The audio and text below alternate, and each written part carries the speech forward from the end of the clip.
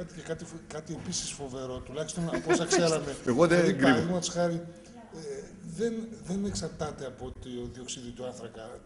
Το διοξείδιο, με συγχωρείτε, αυτή είναι η άποψη δική μου, είναι η άποψη των επιστημόνων, δεν είναι η άποψη των οικονομολόγων και των περιβαλλοντολόγων. Το διοξείδιο του άνθρακος δεν έχει καμία σημασία με την αύξηση της θερμοκρασίας. Ουδεμία. Ποτέ. Το διοξείδιο του άνθρακος αντιδράει με το νερό και δημιουργεί οργανικές ενώσεις. Είναι ευτυχία να υπάρχει διοξείδιο του άνθρακος, είναι δυστυχία να ακούμε τις αρλούμπες, οι οποίες πηγαίνουν εις βάρος του λαού. Και δυστυχώς αυτή τη στιγμή τα Ηνωμένα Έθνη ακούνε διοξείδιο του άνθρακος, οι Ευρωπαίοι διοξείδιο του άνθρακος και τρέχουν όλοι από το διοξείδιο του άνθρακος. Επιστημονικά, τα τελευταία 50 χρόνια ανέβηκε η περιεκτικότητα του διοξειδίου του άνθρακος στην ατμόσφαιρα κατά 0,005%. Είναι δυνατόν αυτό το πράγμα να επηρεάζει την αλλαγή του κλίματος? Πρέπει να είσαι τελείως τρελός για να δεις αυτά τα πράγματα. Τι ανταπόκριση υπάρχει από το επίσημο κράτος, από την επίσημη πολιτεία?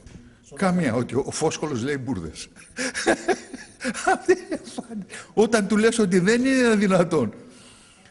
Τα 50 ppm, από τα 350 ppm φτάσαμε στα 390, μέσα σε 50 χρόνια ανέβηκε 40 ppm, να κρατήσουν οι λιγνίτες άλλα 50 χρόνια. Ανέβει άλλα 40 ppm, να φτάσει στα 430 και θα ανέβει η θερμοκρασία.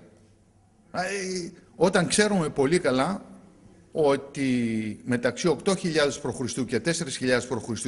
όταν καταστράφηκε η Λιβύη, δημιουργήθηκε η Σαχάρα, δεν υπήρχε διοξείδιο του άνθρακος. Γιατί ερημοποιήθηκε? Διότι το κλίμα αλλάζει μόνο του. Αν είναι δυνατόν να πιστεύουμε εμείς ότι ο άνθρωπος θα αλλάξει το κλίμα. Επίσης το ίδιο πράγμα ισχύει και την εποχή του Περικλέους. Όλοι ξέρουμε ότι οι αρχαίοι Έλληνες φορούσαν μια χλαμίδα για 300-400 χρόνια, διότι έκανε ζέστη. Η θερμοκρασία ήταν 2 βαθμούς πάνω από τη σημερινή, μέσος όρος. Διαλυθήκαν οι πάγοι, φύγαν οι αρκούδες, φύγαν οι πιγκουίνοι. Αυτή τη στιγμή μας λένε ότι αν ανέβει 1 βαθμό θα καταστραφεί, ξέρω εγώ, όλη η γη. Αυτά τα πράγματα είναι τρελά να πούμε. Για έναν που ξέρει την ιστορία της γης, είναι τρελά. Καταλαβαίνω λοιπόν εν κατακλείδη ότι μειώνουμε τα εισαγόμενα, που χάνουμε έτσι κι αλλιώς και την ανεξαρτησία μας, αλλά και που μας κοστίζει. Εδώ μιλούμε για ένα πόλεμο συμφερόντων, καθαρά. Καθαρά είναι. 5 οικογένειες οι οποίες ελέγχουν τον ενεργειακό τομέα. Μεταξύ των οποίων, να πούμε, θέλουν να ελέγξουν και τη ΔΕΗ μέσω του φυσικού αερίου.